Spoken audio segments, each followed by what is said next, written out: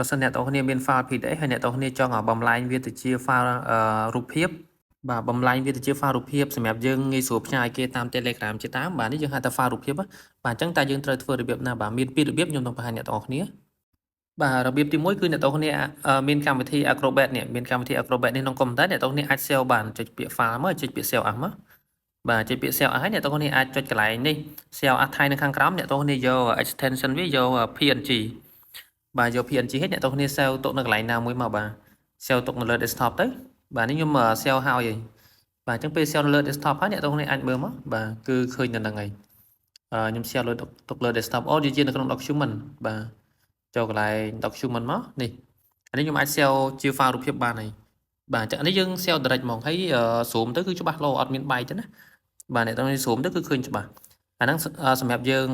save ពី PDF ទៅជារូបភាពនៅក្នុងកម្មវិធី Acrobat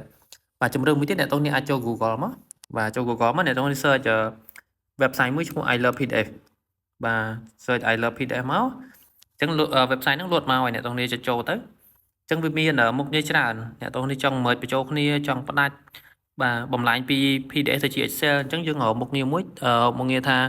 PDF ទៅជា JPG នេះបាទ PDF ទៅ to JPG មានរូបភាពហើយអ្នកទាំងនេះចុច select file PDF របស់យើងមកនេះខ្ញុំមាន file PDF មួយហ្នឹងហើយបន្តមកទៀតគឺអ្នកទាំងនេះកន្លែងនេះគឺ select គុណភាពចង់យកគុណភាពខ្ពស់ចុច high មកហើយអ្នកទាំងនេះចុច convert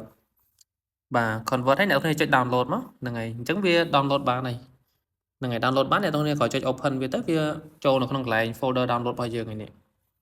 អូខេហើយអាហ្នឹងគឺគុណភាពច្បាស់ដូចគ្នាហ្នឹងហើយអញ្ចឹងអ្នកទាំងនេះអាច share ឲ្យគេតាម Telegram អញ្ចឹងទៅបាទអញ្ចឹងពេលយើង share ទៅគេងាយស្រួលមើលគេអាច